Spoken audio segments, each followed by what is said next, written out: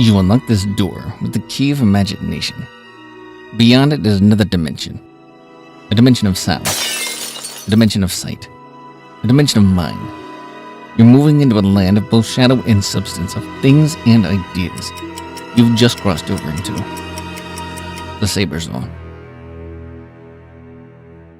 Hi folks, welcome to the Sabres Zone, the video on the channel, if you're new, that discusses what one of you had to say. Got a clip for you. And do I need my glasses? I don't need my glasses, guys. Not for this one. No, I don't need my glasses. Here's a clip. And first responder gets a shutout. He goes, I agree that Benson looks ready to go. Really hope he stays. Yes, TR, so do I. So do I. Look, I know it's official, he's their opening night. We know that, but will he be here all season? That's another story. Really, it is. Could the Sabres, after 20 games, send him back down? Of course. Of course. And I'm glad that some of you guys, and it's not just on TR this, I'm glad that some of you guys, when I read the notes around, the internet, is that some of the Sabres fans are actually open-minded now to Zach Benson staying up. I remember how many Sabres fans, I should go back to when I did the video on our draft, you know how many Sabres fans came and posted on my channel that they were upset we got this smaller guy? I guarantee some of you are the same ones that are hoping he stays on the team now. We got to just let Adams do his thing, folks. Just let him do his thing. Because you know what? Has he really ever let us down? Besides Taylor Hall? No, not really. Taylor Hall was a quick bandage job. And I think that was a lot influenced by Kruger. And it was a bad mistake signing Taylor Hall. You know, thank God he's gone. I wouldn't take Taylor Hall back for $1 million, guys. I wouldn't. I can't understand the love affair some teams have with this guy. I don't see it. I don't want it. I just want him gone, you know, and he's gone. So, but I'm really pumped for this kid. This kid is, yes, he's going to be here. He is staying for now, TR. He's staying. But, you know, could he be sent down later on in the season? Yeah, we got to be ready for that because this is all a bonus, really. You know, the way I'm looking at it, it's kind of a bonus. You know, were any of us really thinking, yeah, I know I had mentioned on the channel, I think he could cut the team. You know, because I'm a believer. I don't get scared, guys, like that, of everybody needing to develop in the minors. I don't have that thinking. I know some Sabres fans have that thinking and some don't. And there's nothing wrong with that thinking. I want to put that out there. There's nothing wrong with that thinking. But sometimes you got to be a little open-minded to the, you know, the other side of it.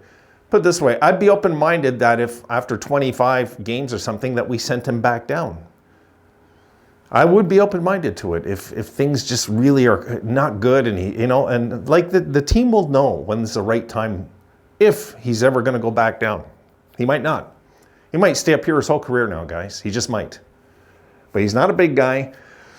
You know, I seen him in a t-shirt and I was like, oh, I don't know. Like, you know, like I had that immediate instinct like, he really is small.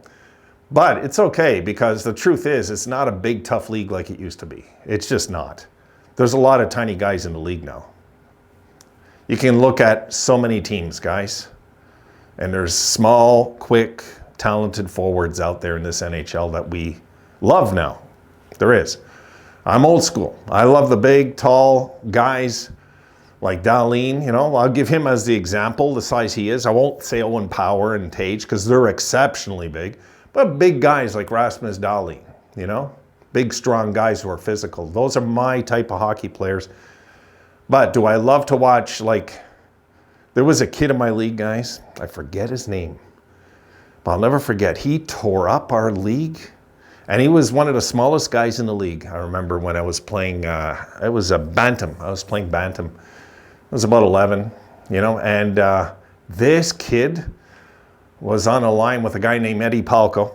And anyway, he was on a line that year. And he was a centerman. Short guy, was the best kid in the league. Just tore it up. Just tore it up. Made the league look bad. So, and then though, I seen him a few years later when I was in midget, And there he was again, and he was just an average player now, and I couldn't get it. I never could understand it. But players change as they get older and they get bigger. But kids like Benson, okay, he has the talent, the God-given talent, guys. Attitude, talent, call it what you want, to be in the NHL right now. Right now.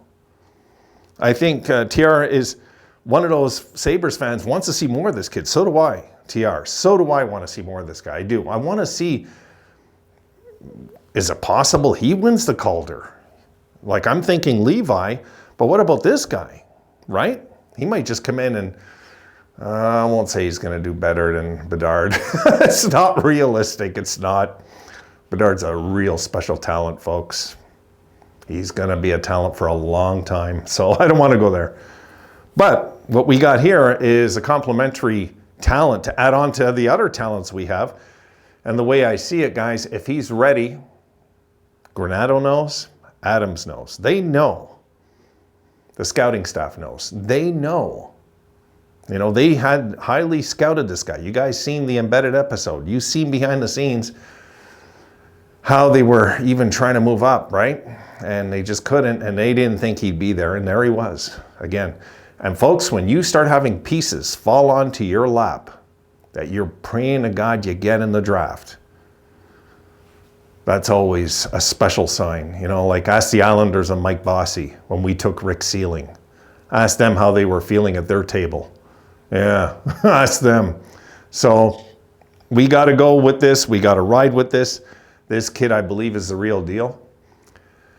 And can any other youngster make the team? One of you had said Savoy would make the team too. I don't think so. Not yet, because he didn't get the proper time. He didn't. And in preseason, it's everything. You got to get the proper time in to have the shot at making the team.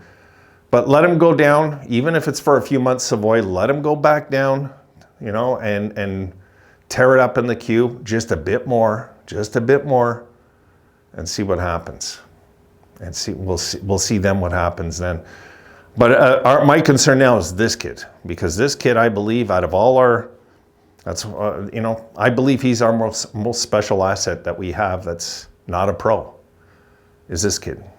This kid is, he plays a 200-foot game in that frame. What happens when he starts bench pressing more than 150 pounds and he's benching 220? What happens then with this kid? He's only going to get stronger. He's young. So he's only going to get stronger and stronger, and especially in the next 2 years. Next 2 years, from 18 to 20, the transformation for some players is really, really special. Some, but I think this kid is going to take every precaution to secure a great NHL career. He has the right attitude. They seem to love him in the dressing room, from what I can tell. But that's our dressing room, guys. We welcome everybody. You know, we're open. They got a big heart, is what I'm saying, in our dressing room. So, and what player wouldn't want to play in Buffalo, really, with the bunch that we have now? It's a great bunch. You can see it and hear it when they talk in interviews and stuff. So, I agree. Benson, yeah, he does look ready to go. So we'll see. Opening night, he'll be playing, I'm sure of it. And let's see what it's all said and done. You know, guys, I've been checking the rosters in Cap Friendly. The rosters had to be handed in by 5 p.m. and they still haven't updated them. This drives me nuts. It does. But who are the Sabres going to move if they want to keep Benson up here is the question. Because Quinn, we know, will be coming back maybe sooner than later. He's young. He recovers quicker. So we have to talk about that also. We have to figure this out, you know. But I got confidence Adams will. Truth is, I think we're just going to have to waive one of the goalies. I think, you know, and that's just the feeling I get. We have to keep this kid on the roster and see what he brings. Because right now, folks, how would you feel right now if this kid doesn't get a shot? Wouldn't you feel like the kid got ripped off? I would. I think he's earned it. You know, like what I seen in preseason. You know, there was just too many good moments, too many clutch moments, too much hustle, too much fearlessness, you know? And this is just what I seen. Guys, I missed half of it. I missed half of that preseason. I would just ballpark half, maybe less. But, you know, like last game, guys. Anyway, I'm going to talk about that in the next video. But this kid right now, I believe, can cut the squad of, if you were looking at the bottom 10 teams in the league this year, this kid would cut the squad in every single team. And I guarantee there's a lot of franchises right now second guessing why they didn't take this guy. Because this is, we made the right pick, guys. We made the right pick. We had to draft this guy when he became available. And you seen Adams and Embedded saying, oh, we're going to get heat, right? Now they're a small guy. Well, it doesn't matter. We got to take him. You know, like, that's the right attitude. So, all right, guys. Yacked enough for this one. I'll see you guys in the next video in the nightcap. See you then. Be sure to like, subscribe, and hit the notification bell to ensure Dimension access.